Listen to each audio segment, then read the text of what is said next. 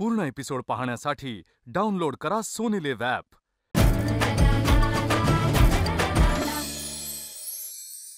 गृहिणींच्या आयुष्यात अगदी रोज रोज पिच्छा पुरवणारा एकच प्रश्न, आज काय बनवूया?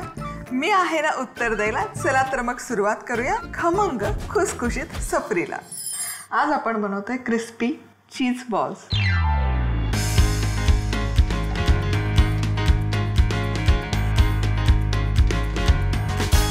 चीज बॉल बनवण्यासाठी इथे 3 मध्यम आकाराचे बटाटे मी उकडून त्याचं साल काढून असे मॅश करून घेतलेले आहेत।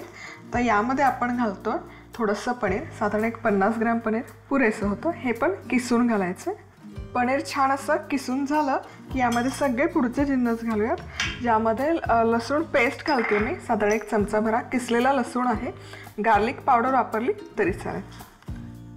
उकडलेले कॉर्न आहेत, हे बॉइल्ड कॉर्न। टोमॅटो आहे, टोमॅटोचं बी काढून घेतलेलं आहे, गर आणि बी, आणि फक्त त्याचं जे वरचा पोर्शन असतो तो कट करून घेतला। प्रत्येक वेळेस वेगवेगळ्या रंगाच्या ढोबळी मिरची अवेलेबलच असतील असं नाही, तेव्हा हे असे तुम्ही कॉम्बिनेशन करू शकता। चिली फ्लेक्स, मिक्स्ड हर्ब्स, थोडंसं मीठ चवीपुरतं, आणि बारीक चिरलेली कोथिंबीर आणि काळी मिरी, मिरपूड, आणि याला बाइंडिंग येण्यासाठी 2 ते 3 चमचे कॉर्नफ्लॉवर।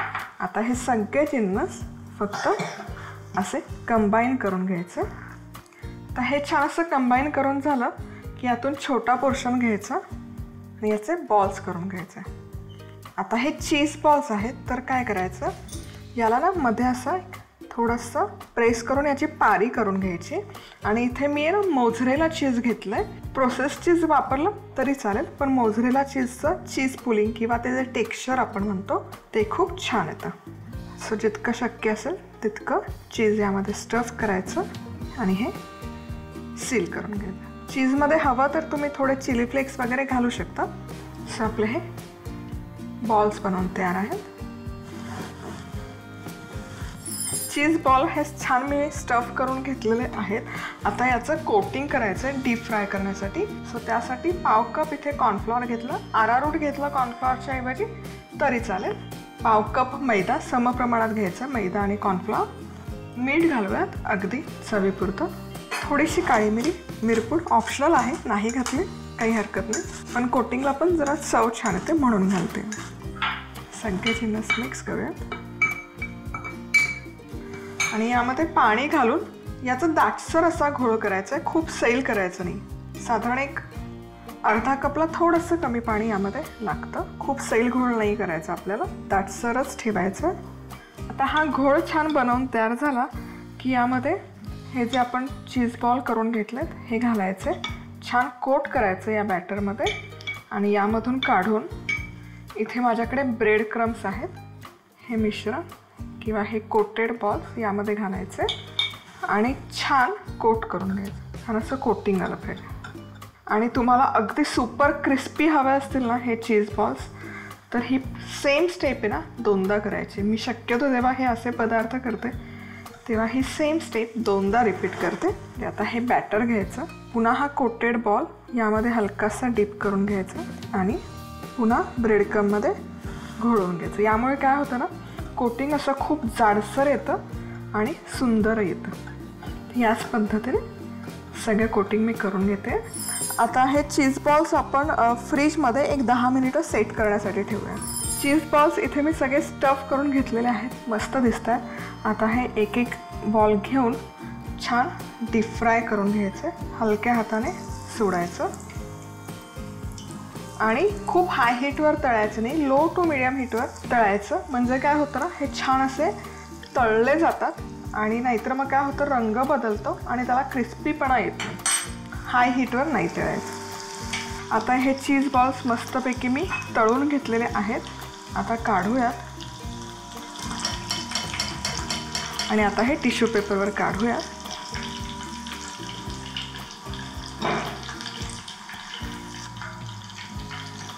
येस, आता याच पद्धतीने मी माझे पुढचेही चीज बॉल्स तळून घेते। हे चीज बॉल्स यामध्ये ऑलरेडी बनवताना खूप सारे मसाले घातलेत आपण, त्यामुळे हे असेच खाऊ शकता. किंवा तुम्हाला अगदी क्विक डिप हवं असेल तर तुम्ही मेयोनीजमध्ये म्हणजे 1 चमचा मेयोनीज असेल तर अर्धा चमचा चिली सॉस घाला, मिक्स करा आणि ते डिपिंग या चीज बॉल्ससोबत अफलातून लागतं. झटपट चीज बॉल्स करण्यासाठी लागणारं साहित्य: 3 मध्यम आकाराचे उकडून सोललेले बटाटे, 50 ग्रॅम पनीर, 1 चमचा लसूण पेस्ट, उकडलेले मक्याचे दाणे, बारीक चिरलेला टोमॅटो, बारीक चिरलेली ढोबळी मिरची, चिली फ्लेक्स, मिक्स्ड हर्ब्स, चवीनुसार मीठ, बारीक चिरलेली कोथिंबीर, काळी मिरपूड, 2 ते 3 चमचे कॉर्नफ्लोअर, मोझरेला चीज, पाव कप मैदा, पाणी, तळण्यासाठी तेल. एकजीव करून घेतलेल्या उकडलेल्या बटाट्यात पनीर किसून घालायचं. यात लसूण, मका, टोमॅटो, ढोबळी मिरची, चिली फ्लेक्स, मिक्स्ड हर्ब्स, मीठ, कोथिंबीर, मिरपूड आणि कॉर्नफ्लोअर घालत हे मिश्रण एकजीव करायचं. मध्ये चीज भरून घेत अशा पद्धतीने याचे गोळे तयार करायचे. आता कॉर्नफ्लोअर, मैदा, मीठ, मिरपूड आणि पाणी घालून याचा घोळ तयार करायचा. आता यात घोळवून घेतलेले गोळे ब्रेडच्या चुऱ्यात घोळवून घ्यायचे आणि गरम तेलात मध्यम आचेवर तळायचे. झाले आपले झटपट चीज बॉल्स तयार. पावसाचे दिवस आहेत, मस्त पाऊस पडतोय आणि अशा वातावरणामध्ये वडापाव नाही खाणार तर काय खाणार. तर आज आपण बनवतोय चुरा वडापाव. यापूर्वीही आपण वडापावचे वेगवेगळे व्हर्जन्स बघितलेले आहे. आज आपण हा स्ट्रीट फेमस चुरा वडापाव कसा बनवायचा ते बघतोय. सोबतच त्याच्या चटण्या ज्या असतात त्या कशा बनवायच्या तेही बघतोय.